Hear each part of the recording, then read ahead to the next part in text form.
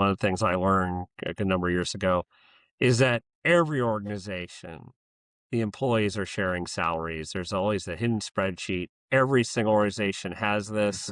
Mhm. And if you're unaware of this, it's because you're in management and no one shares it with you, but they all share it amongst their peers. And I first became aware of this because what people were doing when they were filling out a sheet in one of the organizations I was involved with is that people started lying what they were making, both high and low.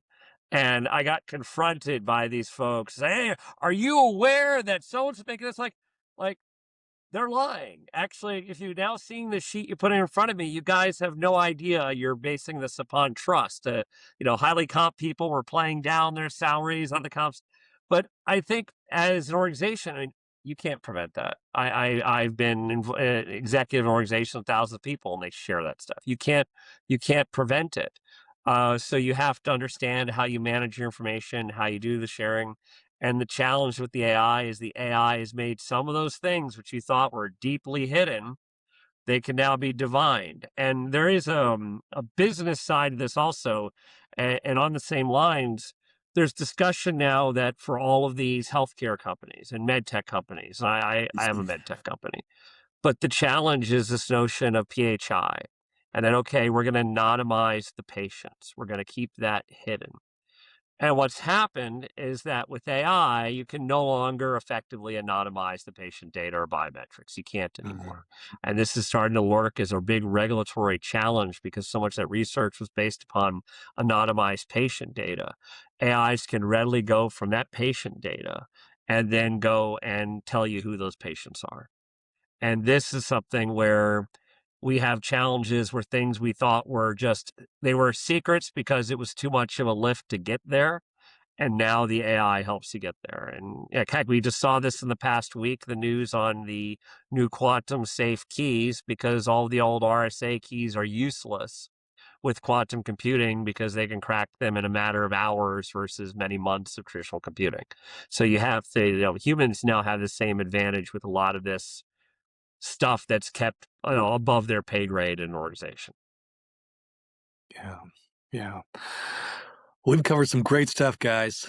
Hey, This has before we been a go, can I yeah. just make a suggestion?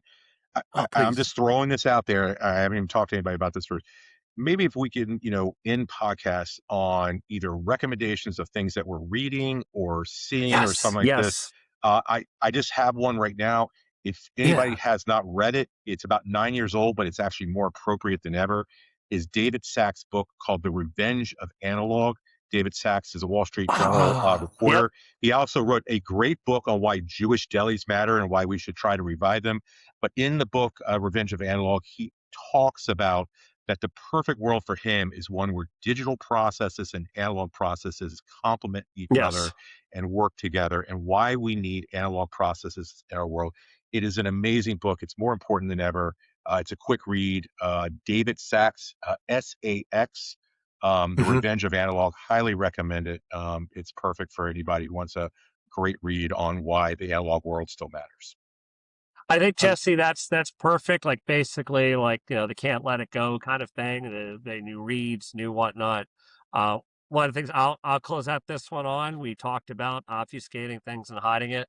The mistake that Anthropic made that caused all that code to be Oh, released. yeah. Wow. Yeah, that's a big one. We talk yeah. about obfuscating things and doing that. The entire code base for the Claude app got outed by the AI because they made it available in the context.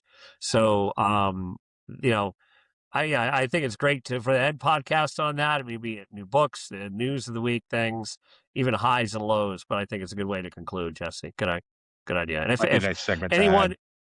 anyone listening hadn't caught that story, it's a heck of a story.